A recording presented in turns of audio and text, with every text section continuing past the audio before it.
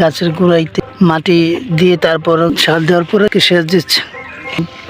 আসলে আজকে কিন্তু ফিরোজ ভাই তার ফুলকপি জমিতে সেচ দিচ্ছে। তো সেচটা কীভাবে ফুলকপিতে দিতে হয়, বা আমরা কিন্তু অনেকেই কেল সিস্টেম করে সেচ দিই, আর ফিরোজ ভাই কীভাবে দিচ্ছে সেটা দেখাচ্ছি। তো তিনি কিন্তু এরকম একটা ড্রেন করছেন, তো মাঝখানে তার 2টা নালা করছেন। তো সর্বমোট 4টা নালা আছে। তো এইখানে এক নালা, তো এই পাশটাতে আবার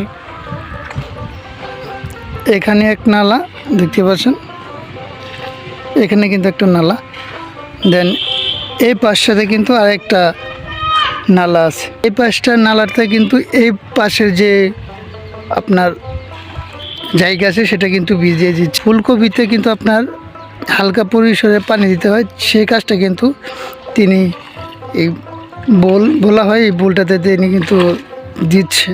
কারণ এইভাবে দিলে আপনার